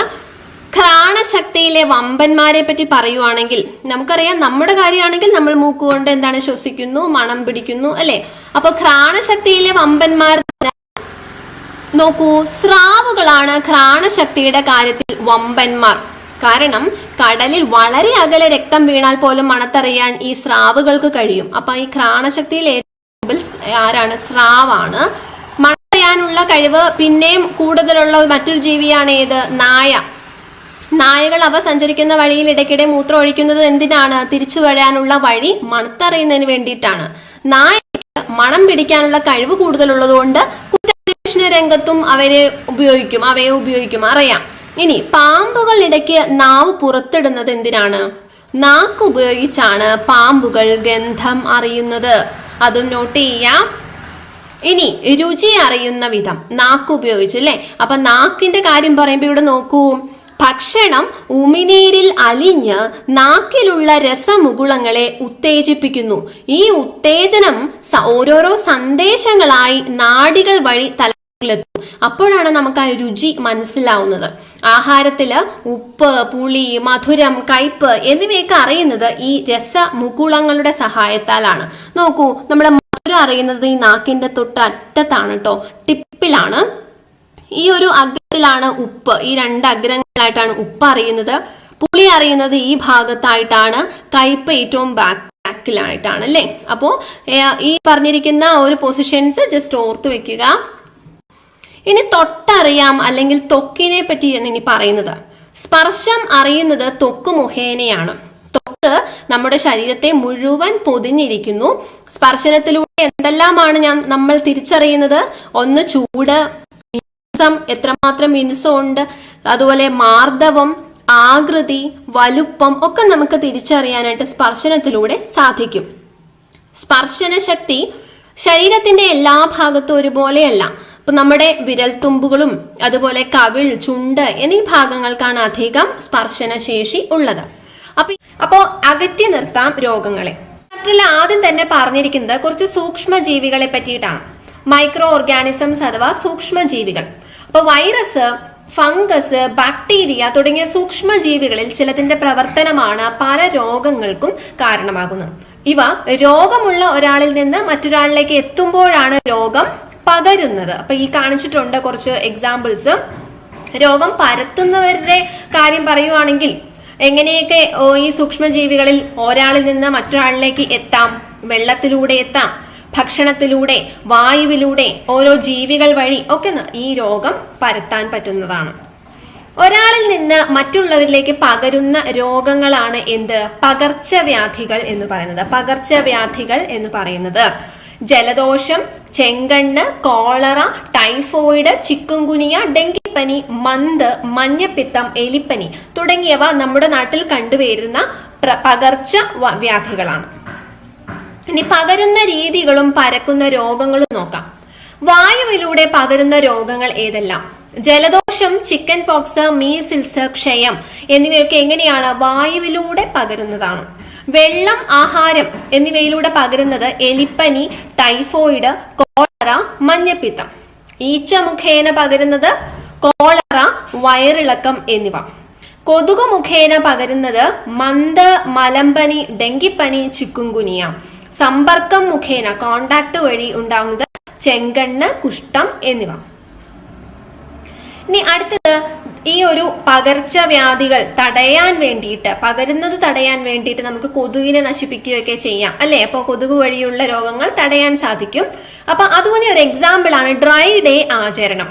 ഡ്രൈ ഡേ ഒബ്സർവൻസ് എന്ന് പറയും. അപ്പോ ഈ കൊതുകിന്റെ മുട്ട വിരിയുന്നത് എത്ര ദിവസം കൊണ്ടാണെന്ന് അറിയാമോ? 8 ദിവസം കൊണ്ടാണ്. നോട്ട് ചെയ്തോളൂ, 8 ദിവസം കൊണ്ട് കൊതുകിന്റെ മുട്ട വിരിയും. ഈ കൊതുക് മുട്ടയിടാൻ സാധ്യതയുള്ള ചില സ്ഥലങ്ങളാണ് ചിരട്ട, കളിപ്പാട്ടങ്ങൾ, പ്ലാസ്റ്റിക് പാത്രങ്ങൾ, മുട്ടത്തോട് തുടങ്ങിയവയിലും അതുപോലെ ചെടിച്ചട്ടിക്ക് അടിയിലെ പാത്രം, ടെറസ് എന്നിവയുടെ എവിടേക്ക് കെട്ടിക്കിടക്കുന്ന ജലം ഉണ്ടോ, സ്പൂണിലുള്ള ആ വെള്ളം അത്രയും വെള്ളമായാലും മതി, ഓക്കെ, കെട്ടിക്കിടക്കുന്ന ജലം ഉണ്ടോ അവിടെ ഈ കൊതുകുകൾ മുട്ടയിട്ട് പെരുകാൻ സാധ്യതയുള്ളതാണ്. അപ്പൊ ആഴ്ചയിൽ ഒരിക്കൽ ഇത് ഒഴിവാക്കുകയാണെങ്കിൽ, അതായത് ആഴ്ചയിൽ ഒരു ദിവസം ഡ്രൈ ഡേ ആയിട്ട് ആചരിക്കുകയാണെങ്കിൽ നമുക്ക് ഇതിനെ അവോയ്ഡ് ചെയ്യാൻ സാധിക്കും. കാരണം 8 ദിവസം കൊണ്ടാണ് മുട്ട വിരിയ. അപ്പൊ അതിനു മുമ്പ് തന്നെ നമ്മൾ അത് എടുത്ത് കളഞ്ഞു കഴിഞ്ഞാൽ എന്താണ് ആ ഒരു പ്രോസസ് നമുക്ക് സ്റ്റോപ്പ് ചെയ്യാനായിട്ട് സാധിക്കും. ഇനി ഈ സൂക്ഷ്മജീവികളെ കൊണ്ട് ഒരുപാട് പ്രശ്നങ്ങളുണ്ട്, നമുക്കറിയാം. ഇപ്പൊ ഈ രോഗങ്ങളൊക്കെ ഉണ്ടാവുന്നുണ്ട്. പക്ഷേ ഈ സൂക്ഷ്മജീവികൾ ഇല്ലെങ്കിൽ നമ്മുടെ ലൈഫ് വളരെ സ്മൂത്ത് ആയിരിക്കുമോ? സൂക്ഷ്മജീവികളെ കൊണ്ട് എന്തെങ്കിലും പ്രയോജനങ്ങൾ ഉണ്ടോ എന്ന് നോക്കാം. ഒന്ന്, പാല് തൈരാക്കുന്നതിന് സൂക്ഷ്മജീവികൾ വേണം. അരിമാവ് പുളിപ്പിക്കുന്നതിന് വേണം. അന്തരീക്ഷ നൈട്രജനെ സസ്യങ്ങൾക്ക് ഉപയോഗിക്കാവുന്ന രീതിയിൽ ലവണങ്ങളാക്കി മണ്ണിൽ ചേർക്കുന്നത് ആരാണ്? ഈ സൂക്ഷ്മജീവികളാണ്. വിസർജ്യങ്ങളെ വിഘടിപ്പിച്ച് മണ്ണിൽ ചേർക്കുന്നതും സൂക്ഷ്മജീവികളാണ്. പാലുൽപ്പന്നങ്ങൾ, വിനാഗിരി, ചണം, പുകയില, തുകൽ തുടങ്ങിയവയുടെ വ്യവസായങ്ങളിലും ഈ സൂക്ഷ്മജീവികളെ നമ്മൾ ഉപയോഗിക്കുന്നുണ്ട്. പാസ്ചറൈസേഷനൊക്കെ വേണ്ടിയിട്ട്, പാലുൽപ്പന്നങ്ങളുടെ പാസ്ചറൈസേഷനൊക്കെ വേണ്ടിയിട്ട് നമ്മൾ ഉപയോഗിക്കുന്നു. ചികിത്സാ രംഗത്തും പ്രയോജനപ്പെടുത്തുന്നുണ്ട്. അപ്പൊ ഇങ്ങനെ ഒരുപാട് ഉപയോഗങ്ങളും ഈ സൂക്ഷ്മജീവികളെ കൊണ്ടുണ്ട്. ഇനി നമുക്ക് ഒന്ന് നോക്കാം. Super bug. എന്താണ് സൂപ്പർ ബഗ് എന്ന് പറയുന്നത്? കപ്പലുകളിൽ നിന്ന് ഉണ്ടാവുന്ന എണ്ണ ചോർച്ച മൂലം കടൽ മലിനമാകാറുണ്ട്. അത് തടയാനായിട്ട് എണ്ണ ഭക്ഷിക്കുന്ന സൂപ്പർ ബഗ് എന്ന ബാക്ടീരിയകളെ ഉപയോഗപ്പെടുത്താം. അത് കണ്ടുപിടിച്ചത് ആരാണ്? മോഹൻ ചക്രബർത്തി. ആനന്ദ് മോഹൻ ചക്രബർത്തി എന്നാണ് കേട്ടോ. ആനന്ദ് മോഹൻ ചക്രബർത്തി എന്ന ഇന്ത്യൻ വംശജനായ ശാസ്ത്രജ്ഞനാണ് ജനറ്റിക് എഞ്ചിനീയറിംഗിലൂടെ ഈ ബാക്ടീരിയയെ വികസിപ്പിച്ചെടുത്തത്. അപ്പൊ സൂപ്പർ ബഗ്, അതിന്റെ ക്വസ്റ്റ്യൻ ചോദിച്ചിട്ടുണ്ട്. അത് ആരാണ് കണ്ടെത്തിയത് അല്ലെങ്കിൽ ആ ഒരു ബാക്ടീരിയ വികസിപ്പിച്ചെടുത്തത് എന്നും ചോദിക്കാം. ഇനി അടുത്ത ഈ ഒരു ചാപ്റ്ററിൽ പിന്നെ കൊടുത്തിരിക്കുന്ന കൃത്രിമ രോഗപ്രതിരോധ ശേഷി. ഇപ്പൊ നമുക്കറിയാം, നമ്മുടെ എല്ലാവരുടെയും ബോഡിയിൽ ഒരു സ്വന്തമായ ഒരു പ്രതിരോധ സംവിധാനമുണ്ട്. അത് തകരാറിലാകുമ്പോൾ ആണ് ശരിക്കും അവർക്ക് രോഗം പിടിപെടുന്നത്. ഓക്കെ, അപ്പൊ കൃത്രിമമായി രോഗപ്രതിരോധ ശേഷി കിട്ടാനായിട്ട് വാക്സിൻസ് അല്ലെ, പ്രതിരോധ കുത്തിവയ്പ്പുകളൊക്കെ സാധ്യമാണ്. വാക്സിൻസിനെ പറ്റിയുള്ള ക്ലാസ്സുകൾ നേരത്തെ ചെയ്തിട്ടുണ്ട്, നിങ്ങൾ നോക്കുക. ഏതൊരു ക്ലാസ്സും കിട്ടാനായിട്ട് ആ പേര് ടൈപ്പ് ചെയ്തിട്ട് മൈ നോട്ട്ബുക്ക് എന്ന് പറഞ്ഞ് സെർച്ച് ചെയ്താൽ മതിയാവും, അല്ലെങ്കിൽ പ്ലേലിസ്റ്റിൽ കിട്ടുന്നതാണ്. ഇനി അടുത്ത വ്യക്തി ശുചിത്വം, അങ്ങനെ കുറെ കാര്യങ്ങൾ നമ്മൾ ശ്രദ്ധിക്കേണ്ടതുണ്ട് ഈ രോഗങ്ങൾ വരാതിരിക്കാനും പകരാതിരിക്കാനും. സാമൂഹിക ശുചിത്വം കൂടി പാലിക്കണം. സാമൂഹിക ശുചിത്വം എന്ന് പറഞ്ഞാൽ നമ്മൾ നമ്മുടെ വീട്ടിലെ വേസ്റ്റ് കൊണ്ടുപോയി പൊതു സ്ഥലങ്ങളിൽ കൊണ്ടുപോയി ചെതറരുത്, അതുപോലെ അങ്ങനെയുള്ള കുറച്ച് കാര്യങ്ങൾ, അതാണ് സാമൂഹിക ശുചിത്വം പാലിക്കുക. നമ്മുടെ വീട് നോക്കുന്ന പോലെ തന്നെ സമൂഹത്തിലും നമ്മൾ പൊതുവായിട്ടുള്ള സ്ഥലങ്ങളും ഒക്കെ വൃത്തിയായിട്ട് സൂക്ഷിക്കാനായിട്ട് ശ്രദ്ധിക്കുക എന്നുള്ളതാണ്. അടുത്തത് ബഹിരാകാശം വിസ്മയങ്ങളുടെ ലോകം എന്ന ചാപ്റ്റർ ആണ് കേട്ടോ, 9ാമത്തെ ചാപ്റ്റർ. ബഹിരാകാശത്തെ പറ്റി പറയുമ്പോൾ ആദ്യം തന്നെ ഇതിൽ കൊടുത്തിരിക്കുന്നത് ഭൂമിയുടെ ഗോളാകൃതി.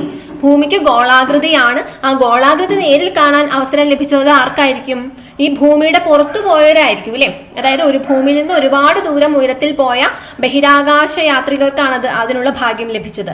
യൂറി ഗഗാറിനാണ് ഈ വ്യക്തി. ആദ്യമായിട്ട് അങ്ങനെ ബഹിരാകാശ യാത്ര നടത്തിയത് യൂറി ഗഗാറിനാണ്. ഓക്കെ, ബഹിരാകാശം അഥവാ സ്പേസ് എന്ന് വെച്ചാൽ എന്താണ്? ഭൂമിയുടെ അന്തരീക്ഷത്തിനപ്പുറത്തുള്ള വിശാലമായ ശൂന്യ പ്രദേശമാണ് എന്ത്? ബഹിരാകാശം. ഭൂമിയുടെ അന്തരീക്ഷത്തിനപ്പുറമുള്ള വിശാലമായ ശൂന്യ പ്രദേശമാണ് എന്ത്? ബഹിരാകാശം. ഭൂമിക്ക് ചുറ്റും ബഹിരാകാശമുണ്ട്.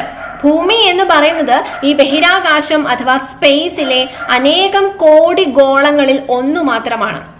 ബഹിരാകാശത്ത് ഭൂമിയുടെ ഏറ്റവും അടുത്തുള്ള ആകാശഗോളം ഇങ്ങനെ ചോദിക്കും. ഭൂമിയുടെ ഏറ്റവും അടുത്തുള്ള ആകാശഗോളം ഏതാണ്? ചന്ദ്രനാണ്. ഭൂമിയുടെ ഏറ്റവും അടുത്തുള്ള ഗ്രഹം ഏതാണെന്ന് ചോദിച്ചാൽ ഏത് പറയേണ്ടി വരും? നമ്മളിങ്ങനെ പറയാം ബുധൻ, ശുക്രൻ, ഭൂമി, ചൊവ്വ എന്നാണ്. ശുക്രനാണ് ഭൂമിയുടെ ഏറ്റവും അടുത്ത് നിൽക്കുന്ന ഗ്രഹം. അപ്പൊ ഇത് രണ്ടും മാറിപ്പോവരുത്. ആകാശഗോളം എന്ന് ചോദിച്ചാൽ എന്താണ്? ചന്ദ്രനാണ് കേട്ടോ. മനുഷ്യന്റെ ആദ്യത്തെ ബഹിരാകാശ യാത്രയെ പറ്റി പറഞ്ഞാൽ നോക്കൂ, ഇതാണ് യൂറി ഗഗാറിന്റെ പിക്ചർ കൊടുത്തിരിക്കുന്നത്. അദ്ദേഹം റഷ്യക്കാരനായിരുന്നു, സോവിയറ്റ് യൂണിയനാണ്. 1961 ഏപ്രിൽ 12 സോവിയറ്റ് യൂണിയന്റെ വോസ്റ്റോക്ക് 1 എന്ന ബഹിരാകാശ പേടകത്തിൽ ആദ്യമായി അദ്ദേഹം ബഹിരാകാശ യാത്ര നടത്തിയത്. 1961 April 12 Soviet union Vostok 1. Okay, ഇപ്പോൾ മനുഷ്യനെ മാത്രമല്ല പലതരം ശാസ്ത്ര പഠനങ്ങൾക്കായിട്ട് ജീവികൾ, ഒട്ടേറെ ഉപകരണങ്ങൾ എന്നിവയൊക്കെ നമ്മൾ ബഹിരാകാശത്ത് എത്തിക്കാറുണ്ട്. അപ്പോൾ കൃത്രിമ ഉപഗ്രഹങ്ങളെ പറ്റി പറയുവാണെങ്കിൽ എന്താണ് കൃത്രിമ ഉപഗ്രഹങ്ങൾ? Artificial satellites. ആർട്ടിഫിഷ്യൽ സാറ്റലൈറ്റ്സ് എന്ന് പറഞ്ഞാൽ നമ്മൾ പല പല ആവശ്യങ്ങൾക്കായി ബഹിരാകാശത്തേക്ക് അയക്കുന്ന ഉപകരണങ്ങൾ അടങ്ങിയ പേടകങ്ങൾ, അതാണ് കൃത്രിമ ഉപഗ്രഹങ്ങൾ. വിവിധ ആവശ്യങ്ങൾക്കായി മനുഷ്യർ ബഹിരാകാശത്തേക്ക് അയക്കുന്ന ഉപകരണങ്ങൾ അടങ്ങിയ പേടകങ്ങളാണ് കൃത്രിമ ഉപഗ്രഹങ്ങൾ. ഇന്ന് പല രാജ്യങ്ങളുടേതായ ആയിരക്കണക്കിന് ഉപഗ്രഹങ്ങൾ ഭൂമിയെ ചുറ്റുന്നുണ്ട്. എന്താണ് ഇവയുടെ ഉപയോഗങ്ങൾ? നോക്കൂ, ഭൂവിഭവങ്ങൾ കണ്ടോ. ഒരു കൃത്രിമ ഉപഗ്രഹത്തെ പറ്റി പറഞ്ഞിരിക്കുക, അതിന്റെ ഒരു ആപ്ലിക്കേഷൻസ് ആണ് പറഞ്ഞിരിക്കുന്നത് കേട്ടോ. മത്സ്യസമ്പത്ത് കണ്ടെത്താനും കാലാവസ്ഥാ പഠനത്തിനും വനഭൂമികൾ, തണ്ണീർത്തടങ്ങൾ എന്നിവയെ കുറിച്ചുള്ള പഠനം, കര, സമുദ്ര, വ്യോമ ഗതാഗതങ്ങൾക്ക് മാർഗനിർദ്ദേശം നൽകൽ, ബഹിരാകാശ ഗവേഷണം, സൈനിക പ്രതിരോധ പ്രവർത്തനങ്ങൾ, വാർത്താവിനിമയം, TV, radio, mobile phone, internet, ഭൂവിഭവങ്ങൾ കണ്ടെത്താൻ പെട്രോളിയം, ധാതു ലവണങ്ങൾ, ഇതിനൊക്കെ എന്താണ് ഈ ഒരു ആർട്ടിഫിഷ്യൽ സാറ്റലൈറ്റ്സ് അല്ലെങ്കിൽ കൃത്രിമ ഉപഗ്രഹങ്ങൾ നമുക്ക് ഉപയോഗത്തിൽ വരുന്നു. ഇനി ബഹിരാകാശ വാരത്തെ പറ്റി പഠിക്കാം. ഇപ്പോ ഇതാണ് സ്പുട്നിക് 1ന്റെ ഒരു പിക്ചർ കൊടുത്തിട്ടുണ്ട്. അപ്പൊ ആദ്യത്തെ കൃത്രിമ ഉപഗ്രഹം ഏതാണ്? ആദ്യത്തെ ആർട്ടിഫിഷ്യൽ സാറ്റലൈറ്റ് കൃത്രിമ ഉപഗ്രഹം ഏതാണ്? സ്പുട്നിക് 1 ആണ്. 1957 ഒക്ടോബർ 4 സോവിയറ്റ് യൂണിയൻ വിക്ഷേപിച്ചതാണ് സ്പുട്നിക് 1. ഇതിന്റെ വിക്ഷേപണത്തോടെയാണ് ബഹിരാകാശ യുഗം ആരംഭിക്കുന്നത്.